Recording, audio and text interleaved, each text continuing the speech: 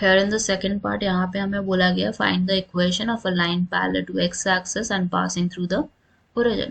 एक line है which is passing parallel to x axis, तो x axis के parallel है, let's say this is the line, ठीक है, x axis के ऊपर ही है let's say, तो हमारा x axis क्या मेक कर रहा है, it is making angle with respect to x axis. x axis के रिस्पेक्ट में कितना एंगल बन रहा है 0 डिग्री, y के रिस्पेक्ट में कितना बन रहा है 90 डिग्री, z के रिस्पेक्ट में भी we are getting a 90 degree inter, z भी हमारा 90 डिग्री बना रहा है।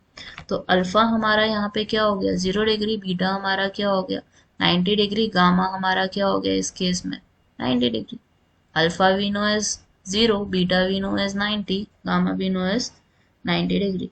अब हमने डायरेक्शन को साइंस निकालेंगे, डायरेक्शन को साइंस हमारे कैसे निकलेंगे, it would be L is equal to x cos alpha,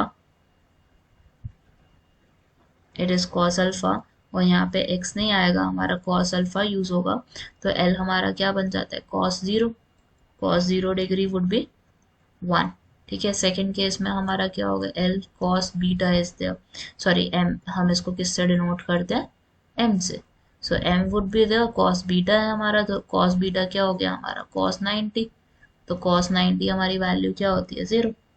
अब n निकालना है हमने, तो n हमारा किसके इक्वल होता है cos gamma, n is equal to cos 90 degree, और कॉस 90 आपका कितना होता है 0। तो हमारे पास डायरेक्शन कोसाइंस आ जाते हैं एक्स एक्सिस के, इट वुड बी 1, 0 एंड 0, ये 3 पॉइंट्स आ गए। अब हमने ना इक्वेशन निकालनी है, यहाँ पे हमें क्या बोला गया था कि इक्वेशन निकालो, तो इक्वेशन कैसे फॉर्म करोगे आप इस लाइन की, जैसे हमें पता है we need the values of x1, y1 and z1, x1 चाहिए, y1 चाहिए, z1 चाहिए। So as it is passing from origin, तो x1 मेरा 0 होगा, y1 मेरा 0 होगा, z1 मेरा 0 होगा। a b और c हमारा इस केस में क्या होगा, a वुड बी 1, जो अभी हमने डायरेक्शन को साइंस निकाले, b हमारा 0 है, c हमारा 0।